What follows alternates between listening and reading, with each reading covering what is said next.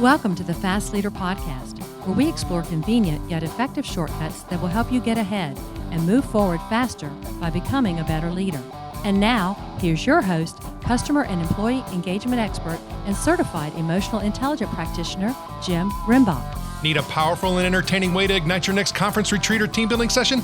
My keynotes don't include magic, but they do have the power to help your attendees take a leap forward by putting emotional intelligence into their employee engagement, and customer-centric leadership practices. So bring the infotainment creativity of the Fast Leader Show to your next event. Go to beyondmorale.com/speaking to learn more.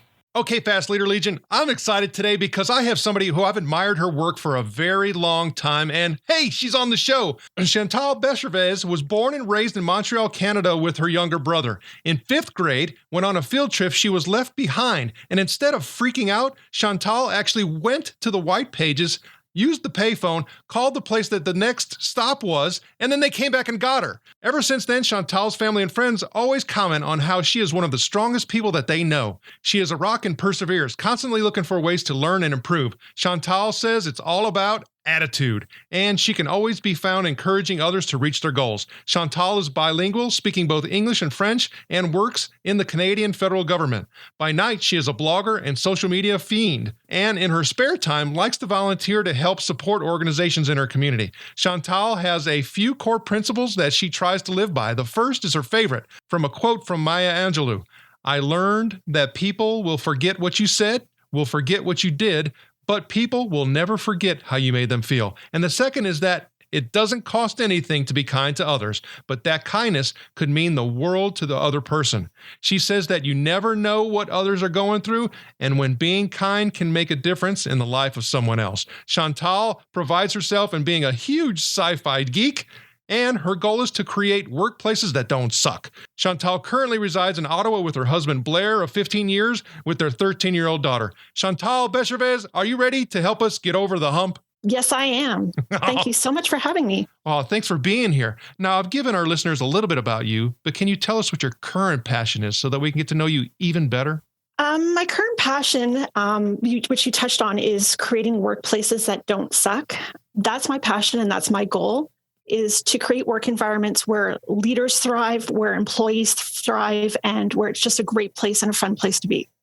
You know, we had the opportunity to chat a little bit before our time here together, and you had mentioned something that I think kind of also contributes to that, is that, you know, talking about being the sci-fi geek, there's, you know, some things that, you know, are in your office. You know, you're talking about, you know, trying to create a place of work that doesn't suck. I mean, share how people respond to your workspace. People respond to my workspace. They usually laugh when they see my office because I have a lot of sci-fi geekery around. I volunteer with Comic-Con a lot. Actually, I'm going to be going on my 4th year volunteering with them here in Ottawa. So I have a lot of pictures of me with various sci-fi actors, my favorite shows. My wallpaper on my computer is a Dalek because I'm a huge Doctor Who fan. So people usually laugh when they see my office. Well, and I know, I mean, for me, when I started thinking about the personalization, and I, you know, had a lot of experience in contact center operations, we always had that dilemma on, you know, how much can people actually have at their workspace in regards to personal items. And it, you know, it really kind of became a petty thing after a while. And when you start thinking about creating a workplace that doesn't suck, what is just one thing somebody can do in order to make it not do that? I think the one thing that most leaders or anybody in a workplace can do to help not make it suck is to trust in the abilities of your employees. You spent the time hiring someone. You went through all the steps of interviewing, screening them out, checking references. And then a lot of times what happens is people get to work and then they're sidelined. They're given a job, but they're not given the why of what they're doing, or they're not explained the full scope of a project. And that's not fair for the employee or the leader. So trust in your ability that you hired the right person and that they have the right skill set to carry out the job. I definitely see how that whole trust issue plays out in a lot of different ways. Even when I was talking about how we used to try to, you know, limit or tell people, you know, how many personal items they used to have, it really came down to a trust issue. And trust is one of those things that we often have to really kind of remind ourselves of certain things. And we use quotes on the show. I mean, you had mentioned a quote that kind of drives you from Maya Angelou. And that may be the one that you want to share with us. But, if you do, I would like to know really what it means to you at depth. But if you have another quote that you can share with us, can you do that for us? Well, my favorite is the Maya Angelou, and that's the one I try and live by. And for me, it's always being kind and nice to the other person. And that doesn't mean that you're a pushover or people walk all over you, but it is helping people achieve their goals. And I think that as a leader, even if you're not a leader, whatever position you're in, if you can help other employees or friends or family with what they need to get done, be there to encourage them, to support them, that is what they remember. And that, to me, is what the heart of the quote means. Yeah. And I think, that word heart, it's one of the things that we really have found to be one of the differentiating factors for folks that, really move onward and upward faster in regards to their leading of self and others, is that, they put more passion and emotion into it. And, sometimes we don't always do that. And we have humps that we have to get over, and they kind of define, who we are, where we want to go. And sometimes, those also draw connections, is that we didn't necessarily realize things in ourselves. And is there a time where you can actually, think of when you had to get over a hump and how it, just changed your direction? Can you share it with us? Yes. This happened a few years ago. I was working for an organization. I won't name the organization, but I was working for them, and I was in a management level position. So I had staff that reported to me, but I had senior directors above me. And unfortunately, it was a toxic work environment. So I had no problem with the management level. I had no problem with the staff level, but the senior management and above created a very toxic work environment.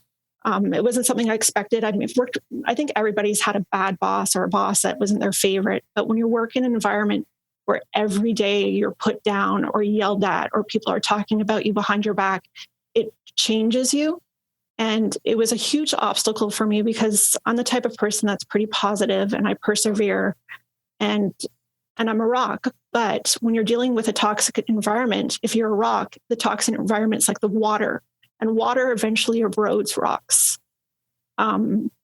So for me, it was wearing me down, and it came to the point where I was very apathetic. I was depressed. I didn't want to get up in the morning to even go to my job. And I know everybody has those days where your alarm goes off and you don't want to go to work. But this was something that was constant. It was affecting every part of my life, where I just wanted to give up and didn't care anymore. And that was not like me at all. So that was my biggest work hurdle that I had to work through. And I don't think there was a defining moment when I woke up and said, that's it, I'm going to change. It kind of happened gradually. And this was a few years ago when I was using social media, but didn't know how to use it. And there was one day when I was on social media, and I just started to discover other people that had the same passion and outlook of what a workplace should be as me. And I came across these people, Megan Amburo, Kate Nasser, and a few others. And I slowly started to realize that it was in my power to change how I felt about work and change my situation. And that's how I actually got involved in blogging and social media. Well, and you've definitely been very prolific and had an impact, on me. And I'm always finding myself, reading, some of the content and that you have actually developed as well as shared. And when you start thinking about, where you are, with Blair and family and work and all of these different things, what are some of your goals? My goal is to keep trudging ahead, doing what I'm doing. I want to make a difference in the workplace, whether that's through my blogging or talking to people like yourself or your audience, just reaching people to tell them that, work doesn't have to suck, that there is a better option out there, that you can change your destiny, your work environment, whether it's finding a new job, whether it's going into your job and looking for different opportunities to change and create a better job and work environment, that it is possible. One of the things that I find very interesting is that many of the folks that are active on social media, that are doing, a lot of content development, are folks that are, consultants, authors, speakers. I mean, you actually work for the Canadian government. Yes, I do. That's fairly new. I only started working in the government a couple of years ago, but I do consulting and other work on the side.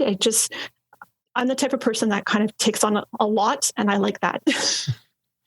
When you start thinking about, at least here in the United States, when we start thinking about government work, we don't necessarily think about workplaces that have a lot of focus on creating great environments.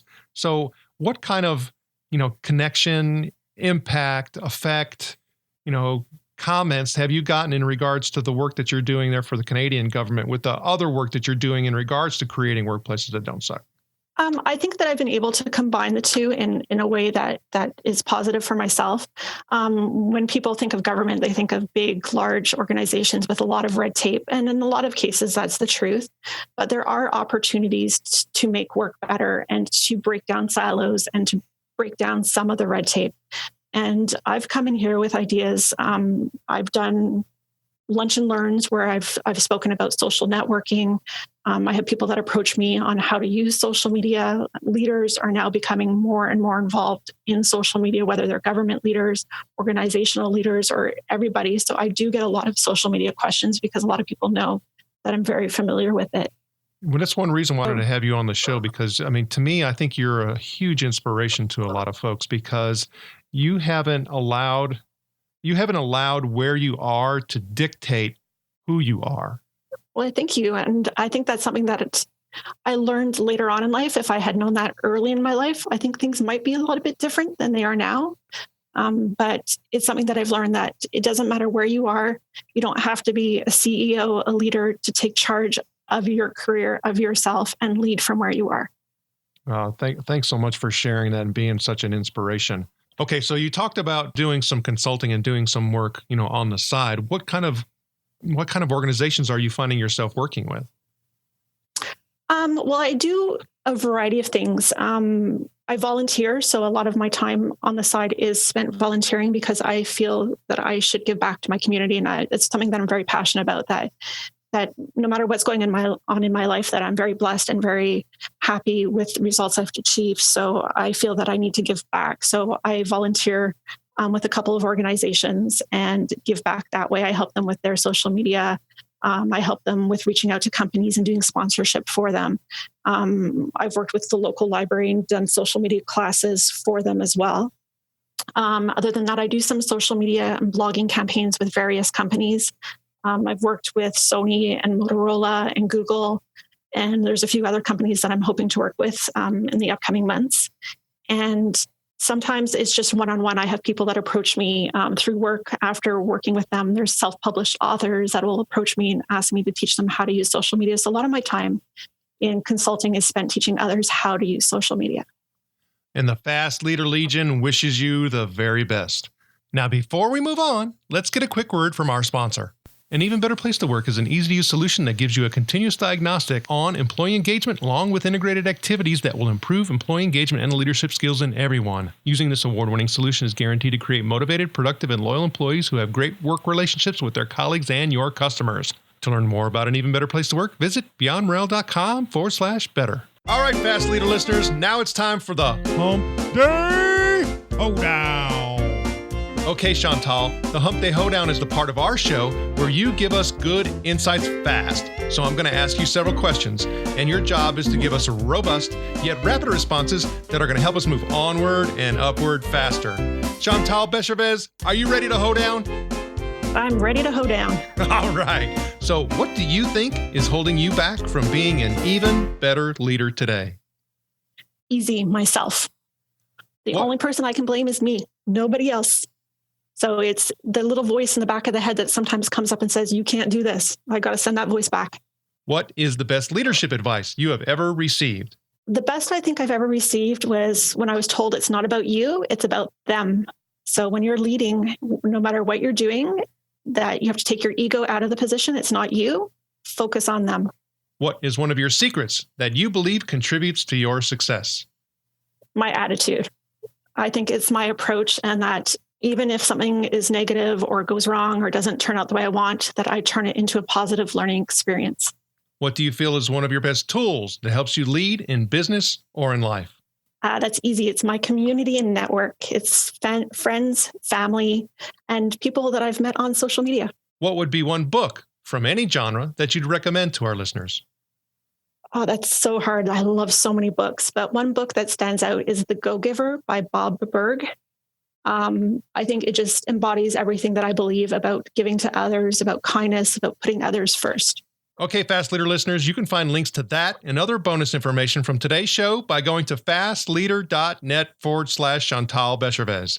Okay, Chantal, this is my last Hump Day Hoedown question. Imagine you were given the opportunity to go back to the age of 25, and you have been given the opportunity to take the knowledge and skills that you have now back with you. But you can't take everything. You can only choose one. So what skill or piece of knowledge would you take back with you, and why? There's so much I'd like to take back. If I could pick one, I think I would pick that you control your destiny and outcome. There's so many times in my early career when I was relying on other people to make me successful and to help me with my career when it should have been me taking charge of the situation. Chantal, it was an honor spending time with you today. Can you please share with the Fast Leader Legion how they can connect with you? Sure. They can reach me on Twitter at @cbechervaise. You can look for the spelling of my name on the show because it is a hard name to spell. They can connect with me on my blog, Take It Personally, which is ELLY.com, or they can just click on the Fast Leader Show and reach out to me that way. Chantal Bechervaise, thank you for sharing your knowledge and wisdom. The Fast Leader Legion honors you and thanks you for helping us get over the hump. Thank you for joining me on the Fast Leader Show today. For recaps, links from every show, special offers, and access to download and subscribe, if you haven't already, head on over to fastleader.net so we can help you move onward and upward faster.